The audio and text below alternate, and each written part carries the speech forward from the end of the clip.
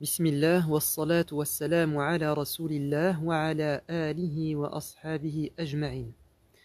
La question que nous nous posons aujourd'hui, elle est assez délicate, assez sensible. C'est celle de savoir si nous sommes dans l'obligation de pardonner à ceux qui nous ont fait du mal, ou bien avons-nous en islam le droit, la possibilité de nous venger, c'est-à-dire de rendre le mal par le mal. En islam, quand vous subissez une injustice, un préjudice de la part d'une personne de votre entourage ou d'une personne étrangère, quelqu'un qui, de manière méchante, vous fait du tort, et non pas de manière involontaire, mais de manière préméditée, vous fait du mal, vous avez en islam 4 manières de réagir. La première est possible, mais elle n'est pas, au premier abord, en principe, préconisée, elle n'est pas souhaitée. Je vous dis en principe, mais vous allez voir que c'est au cas par cas. C'est de se venger. Mais attention, ça serait peut-être pas le bon mot à utiliser, je devrais dire se défendre. Parce que quand on dit se venger, c'est un terme péjoratif, c'est quand on est victime et qu'on fait plus de mal à la personne qui nous a opprimés que ce qu'elle nous a fait. Ça s'appelle la vengeance, une vengeance aveugle. Mais quand nous rendons le mal par le mal de manière réciproque et de manière résumée dans le cadre d'une justice, ça s'appelle de la légitime défense. Donc en islam, nous avons le droit de nous défendre lorsque nous sommes victimes, sous réserve que la réponse à l'agression soit de même nature et de même ampleur. Et évidemment, si cela doit s'inscrire dans le registre de la loi, alors ça doit se faire. Je vous donne 2 cas de figure. Dans le cas d'un homicide volontaire, évidemment, vous n'êtes pas en tant qu'individu autorisé à vous défendre vous-même, au sens où vous retrouvez le tueur et vous faites justice, vous faites votre propre loi et vous le tuez comme lui a tué un membre de votre famille. Ce n'est pas possible, car ça va donner lieu à une anarchie et à la vendetta. Donc, dans certains cas, si nous voulons nous défendre, nous devons passer par la loi. Mais dans d'autres cas, lorsqu'il s'agit de petits problèmes au quotidien, on peut se défendre soi-même, par exemple lorsqu'on est insulté. Dieu dit dans le Coran, « La yuhibbu Allahu al-jahra bis-su'i min al-qawli illa man zulim » Dieu n'apprécie pas, n'aime pas les propos injurieux, sauf dans le cas où une personne subit une injustice. Dieu accepte, tolère. Quelqu'un vous insulte, si vous rendez l'insulte par l'insulte, une insulte équivalente, on ne pourra pas vous faire de reproches. Dans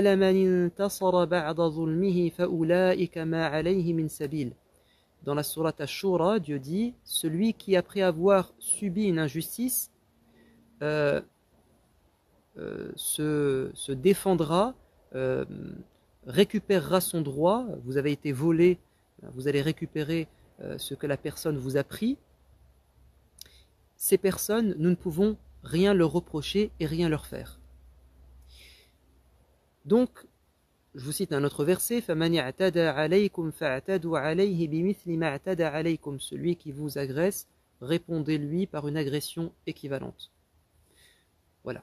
Donc, quand vous subissez un mal, un préjudice, une injustice, vous avez la possibilité en islam, nul grief, aucun reproche ne vous sera fait si vous vous défendez.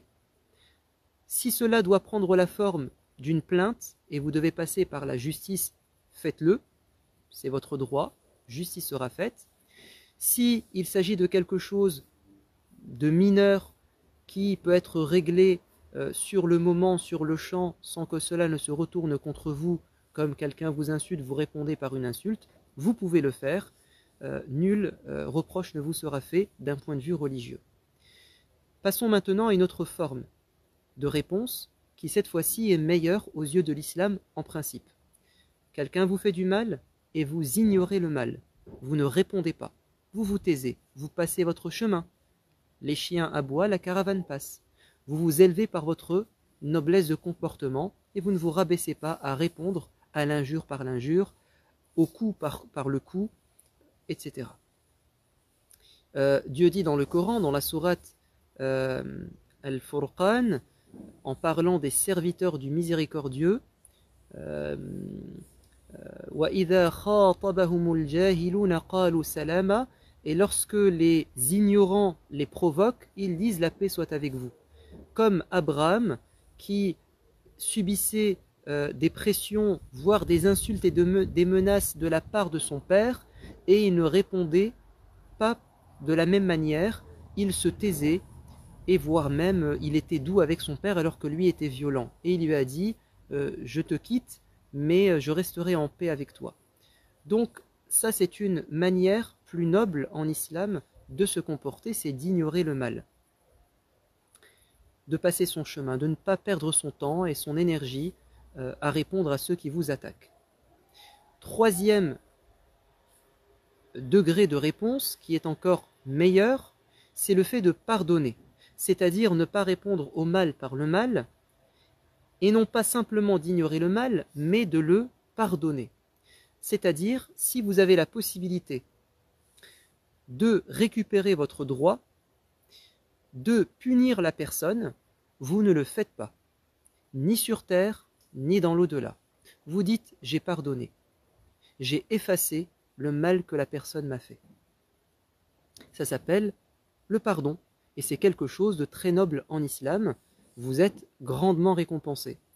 Dans le passage de la sourate Ash-Shura où Dieu disait on ne peut pas faire de reproches à ceux qui, après avoir subi une injustice, réclament leurs droits, il dit deux versets plus loin وَلَمَنْ صَبَرَ وَغَفَرَ إِنَّ ذَلِكَ لَمِنْ عَزْمِ الْأُمُورِ, celui qui aura patienté et qui aura pardonné, cela fait vraiment partie de la meilleure résolution à prendre et de la grande sagesse. Dans le passage de la sourate Luqman, Luqman dit à son fils وَاصْبِرْ عَلَى مَا أَصَابَكَ, patiente lorsque tu es touché par un malheur, إِنَّ ذَلِكَ مِنْ عَزْمِ الْأُمُورِ, cela fait partie de la bonne résolution à prendre. Vous avez ici deux passages qui se font écho. Inna dhalika min azmi al-umur, cela fait partie de la bonne réaction. Inna dhalika la min azmi al-umur, vous avez une lettre en plus, le lam, qui s'appelle, c'est une lettre qui vient insister, c'est une insistance en fait. Donc vous avez deux réactions, et ici cette réaction est mise, si vous voulez, en avant par Dieu, par cette lettre qui renvoie au jurement et à l'insistance. Pourquoi? Parce qu'il s'agit de deux situations différentes. Dans les deux cas, la personne souffre, mais ce sont deux souffrances de degrés différents. Dans le cas de la parole de Luqman, il s'agit d'une musiba, c'est-à-dire un malheur décidé par Dieu. Tandis que dans le cas cité dans la sourate Ash-Shura, il s'agit d'un malheur qui te vient d'une personne, d'une injustice. Prenons un cas concret. Imaginez-vous qu'un enfant décède. Dans un premier cas, en raison d'un accident, en raison d'une crise cardiaque par exemple, la patience est demandée, ou dans un accident de voiture, c'est plus proche de ce que je voulais dire, une personne commet un homicide involontaire, donc un accident de voiture qui tue un enfant, il est dur pour les parents de pardonner, mais ils peuvent pardonner. Tandis que dans le premier cas, il s'agit d'une injustice, c'est-à-dire, par exemple, d'un meurtre prémédité. Il est évidemment beaucoup plus difficile de pardonner à une personne qui a fait du mal volontairement qu'à celle qui l'a fait involontairement. Mais dans les deux cas de figure, le pardon est vraiment mis en avant. Donc, quelqu'un vous fait du mal, vous lui pardonnez, c'est quelque chose de très noble dans la religion. Wa an ta'fu aqrabu lit-taqwa, et pardonner est plus proche de la piété. Pardonner ne signifie pas nécessairement que vous ne ressentirez plus de haine envers cette personne ou de colère vis-à-vis de cette personne qui vous a fait du mal.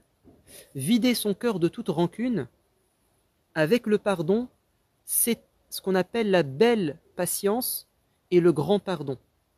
Vous pouvez pardonner, mais pour autant, vous ne voulez plus voir la personne et vous prenez des distances avec elle. Comme vous pouvez pardonner, et puis vous ne ressentez plus de haine envers la personne. Vider son cœur de toute rancune, c'est quelque chose qui est encore plus difficile. Certaines personnes disent « j'ai pardonné, mais je ne veux plus voir la personne. J'ai pardonné, mais je ne veux plus avoir affaire à elle. » Oui, ça s'appelle quand même un pardon. Mais il y a un très haut degré de pardon. Le beau pardon, c'est quand on pardonne et on vide son cœur de toute rancune, ce qui est extrêmement compliqué. Le messager de Dieu a pu le faire avec beaucoup de personnes qui l'ont fait du mal, mais dans un cas, il n'a pas réussi parce qu'il reste un être humain. C'est quand Wahshi, qui avait tué son oncle Hamza lors de la bataille de Uhud, vous savez, il lui a lancé un javelot qui l'a tué. Quand Wahshi a demandé pardon au prophète en se convertissant à l'islam, le prophète lui a dit « tu es pardonné, forcément, puisque tu t'es repenti et tu es devenu musulman, je ne peux plus te tenir, pas tenir responsable, mais je ne peux plus te demander des comptes par rapport à ce qui s'est fait par le passé, mais fais en sorte que je ne vois plus ton visage, hors de ma vue, disparaît. » Pourquoi? Parce que le fait de le voir, ça remuait le couteau dans la plaie, ça réveillait en lui une tristesse et une colère. Donc, pardonner, ça signifie je ne vais pas me venger, entre guillemets, je ne vais plus demander que la personne soit punie, ni sur terre, ni dans l'au-delà. Maintenant, vider son cœur de toute rancune, c'est quelque chose de très compliqué. Un jour, le messager de Dieu disait à ses compagnons, « Voici un homme qui va entrer dans la mosquée, c'est un homme du paradis. » Abdullah ibn Amr ibn al-As dit, « J'ai fait attention et j'ai vu que c'était Sa'ad ibn Abi Waqqas. » Il est rentré, il a fait 2 unités de prière et il est ressorti aussitôt. Le lendemain, le prophète nous dit, un homme va entrer, c'est un homme du paradis. De nouveau, Sa'ad se présente, il ressort aussitôt après avoir accompli sa prière. Curieux, j'ai voulu percer son secret et je suis parti lui demander de me faire hospitalité en prétextant que je m'étais disputé avec mon père. Sa'ad accepte et je vais passer 3 jours à l'épier pour tenter de savoir ce qu'il avait comme particularité. Mais après les 3 jours, avant de le quitter, je lui dis « Oh Sa'ad, j'ai inventé cette histoire dans l'objectif de rester à tes côtés et percer ton secret, mais je n'ai rien trouvé de spécial chez toi. Tu ne pries pas plus que nous, tu ne jeûnes pas plus que nous, tu ne lis pas plus de Coran ou fais de dhikr plus que nous. Quelle est donc cette chose qui a fait de toi un homme du paradis ?» Et ça te dira, avant de dormir, je m'adresse à Dieu en disant, j'ai pardonné à tous ceux qui m'ont fait du mal et j'ai vidé mon cœur de toute rancune. Il a dit, c'est ce que tu arrives à faire et que nous avons du mal à faire. Donc c'est très compliqué, mais c'est un haut degré de piété. Je vous donne un cas, il y a des divorces, et un divorce souvent se passe mal, donc il y a des rancœurs, on se sépare, on doit rester juste, même s'il y a un conflit, mais il y a eu des injustices par le passé, ce qui a conduit évidemment à cette séparation. Il est difficile pour les gens séparés de ne plus ressentir une haine ou de la rancœur ou de la colère vis-à-vis de cette personne, mais c'est quelque chose qu'il faut essayer de faire. Allah dit dans le Coran, en parlant des gens qui divorcent, « Wala tansaw al-fadla baynakum » n'oubliez pas le bien que vous vous êtes fait auparavant, le bien qu'il y avait entre vous. Bon, c'est un effort à faire, on y arrivera si on y arrive, et puis si on n'y arrive pas, c'est pas quelque chose qui nous sera reproché. Le dernier stade de réponse à l'injustice ou au mal que l'on nous fait, donc on avait dit on peut rendre le mal par le mal, on peut ignorer le mal, comme on peut pardonner le mal, alors si en plus on vide son cœur de toute rancœur, c'est encore mieux. Et enfin, le plus haut degré et la meilleure réponse au mal, c'est de faire du bien à notre ennemi ou à celui qui nous a fait du tort. Et c'est ce qui a été demandé au prophète de l'islam dans ce passage. وَلَا تَسْتَوِي الْحَسَنَةُ وَلَا السَّيِّئَةُ. Repousse alors le mal et le bien, la bonne action et la mauvaise ne sont pas pareils, autant dans la récompense que dans les conséquences. Repousse le mal par le bien, idfa' billati hiya ahsan, et tu remarqueras que celui avec qui tu étais en conflit deviendra comme un véritable ami, comme quelqu'un qui t'aime et quelqu'un qui t'apprécie. Mais cela n'est réservé qu'à ceux qui sont capables, qu'à ceux qui profiteront d'une grâce de Dieu et qui s'armeront d'une grande patience, nous dit notre Seigneur. Et si le diable te pousse à faire autrement, alors demande à Dieu de te protéger du diable. Donc rendre le mal par le bien, c'est quelque chose de très compliqué, mais la récompense est à la mesure de nos sacrifices et de nos efforts. Et il y a cette promesse que Dieu nous fait, si nous sommes capables de patienter et de faire du bien parfois à ceux qui nous font du mal, on verra que ça touchera leur cœur, ou le cœur peut-être de leurs enfants, je ne sais pas, mais en tout cas ça ne peut pas rester, disons, sans conséquences positives. C'est ce qu'a fait Joseph avec ses frères lorsqu'il leur a pardonné et qu'il leur a fait du bien. C'est ce qu'a fait le prophète quand il a pris la Mecque. Il a dit « Je vous répondrai ce qu'a répondu Joseph à ses frères, partez, que Dieu vous pardonne ». Je termine en disant que dans certains cas, il n'est pas bon de pardonner. Il vaut mieux que la justice soit appliquée. Il y a des gens, lorsque nous nous taisons, lorsque nous leur pardonnons, ils sont confortés dans le mal qu'ils font. Et ils considèrent que notre silence ou notre pardon est une faiblesse. Et donc, c'est une manière involontaire, certes, mais en réalité, c'est une manière de les cautionner ou en tout cas de ne pas les empêcher de continuer leurs méfaits. Et donc, parfois, il vaut mieux que la personne, si nous considérons qu'elle continuera à faire le mal si on ne fait rien, il vaut mieux la traîner en justice, il vaut mieux qu'elle aille en prison, il vaut mieux qu'elle soit punie, afin qu'elle en tire des leçons ou afin que les gens soient préservés et protégés de son mal. Donc sommes-nous dans l'obligation de pardonner à ceux qui nous ont fait du mal? Ce n'est pas une obligation, c'est une invitation, une préconisation de l'islam de pardonner. On n'a pas forcément l'obligation de tendre la joue gauche lorsqu'on a reçu une gifle sur la joue droite. On peut se défendre. Maintenant, ça doit être proportionnel au mal qu'on nous a fait. Et ça doit se faire dans le cadre de la justice pour éviter toute anarchie. Mais vous êtes invité à faire preuve de noblesse, de caractère et de mansuétude et de clémence. Je vais quand même citer cette dernière histoire, elle est importante. Aïcha a été calomniée, vous le savez. On l'a accusé d'avoir commis l'adultère avec Safwan, ce compagnon, lorsqu'ils sont revenus ensemble de voyage. Vous connaissez l'histoire, Aïcha avait perdu son collier, et puis l'armée a levé le camp, elle s'est retrouvée toute seule, mais il y avait à l'arrière-garde Safwan, il a trouvé cette femme seule et il l'a ramenée gentiment jusqu'au campement. Et le chef des hypocrites et ceux qui avaient une faiblesse dans le cœur ont propagé cette rumeur que ces deux personnes avaient commis l'adultère, ce qui a eu un effet dévastateur dans la communauté, et évidemment Aïcha et le prophète ont été les premiers bouleversés par cette rumeur. Et quand Aïcha a été innocentée et que Abu Bakr as-Siddiq, donc son père, qui a été lui-même touché dans sa chair, a compris que son cousin avait colporté cette calomnie, il a juré par Dieu qu'il n'allait plus lui faire de bien, parce qu'il le prenait en charge financièrement, il lui faisait des sadaqat, c'était un pauvre. Et il a dit, c'est fini, je lui ferai plus de bien puisqu'il nous a fait du mal. Et Dieu va révéler dans la sourate La Lumière ce verset où il dit que les gens qui ont de l'argent et qui sont des gens de bien, qu'ils ne jurent pas par Dieu qu'ils cesseront de faire du bien aux gens pauvres, aux gens de leur famille. Et Dieu va dire qu'ils pardonnent, qu'ils tournent la page. ألا تحبون أن يغفر الله لكم? Est-ce que vous ne souhaiteriez pas vous-même que Dieu vous pardonne? Et Abu Bakr va dire, oui, Dieu, j'aime quand tu me pardonnes, donc je pardonnerai à cette personne et je continuerai à lui faire du bien. Que Dieu nous donne la force de surmonter nos épreuves, qu'il nous donne la sagesse et la clairvoyance pour faire les bons choix dans nos épreuves, qu'il nous protège du mal des gens et qu'il nous mette au service des opprimés. Amin.